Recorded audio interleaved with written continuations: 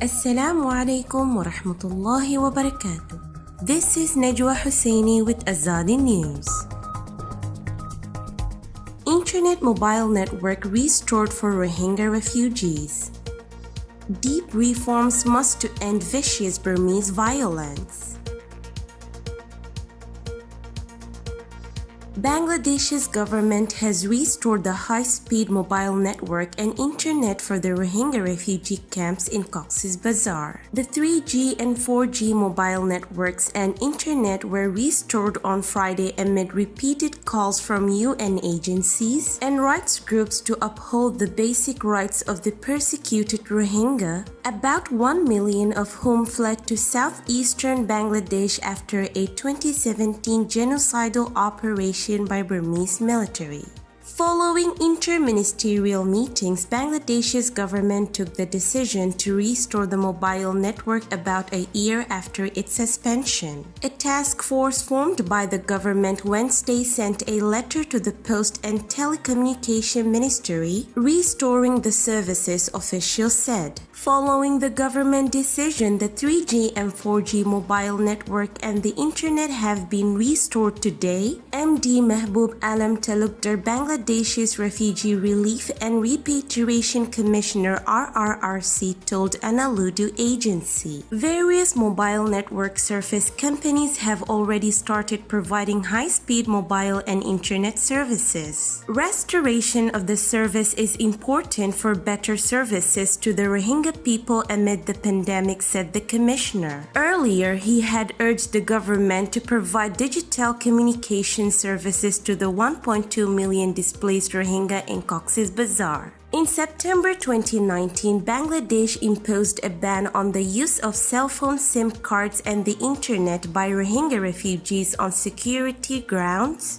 Since then, rights groups, UN agencies, and Rohingya refugees repeatedly asked for the restoration. Meanwhile, coronavirus cases in Rohingya refugee camps topped the 100 mark with 6 new infections in the past 24 hours, according to an official update released Friday. Another 47 people died from the lethal virus in the last 24 hours in Bangladesh, raising the total casualties to 4,174.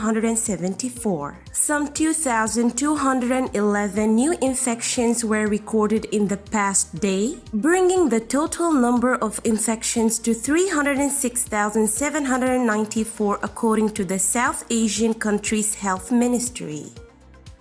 The International Crisis Group ICG has called for dialogue and deep reform to address issues of citizenship, improve the administrative structure, and rein in the increasing violence in Burma. Ethnicity and conflict are inextricably linked in Burma, creating a vicious cycle of violence that continues to escalate, the Brussels-based organization said in a report published on Friday. The state's inability to address ethnic minority grievances or provide adequate security to communities has created a literal arms race among minority groups, said the report released on the 3rd anniversary of 2017 crackdown that marked the start of the genocide of Rohingya Muslims by the Burmese army. It said Burma must initiate reforms in citizenship, the country's administrative structure, and the peace process with the aim of making ethnicity less central to the political and legal domains. The group urged Burmese authorities and leaders to immediately pursue more manageable changes, such as the language and narratives they use when discussing ethnicity and conflict. It said the government's failure to protect minority communities has led tens of thousands of people to take up arms, both for and against the state and both allied with or acting against armed groups representing rival ethnicities. On the ongoing violence against minority groups in the state of Arakan by the Burmese military, the report said, the vicious fighting since 2018 underlines the dangers of ethnicity's growing social and political salience. However, it said that citizenship and protection should not be based on membership in particular ethnic categories. Burma's most targeted community is the Rohingya, who have been described by the UN as the world's most persecuted people.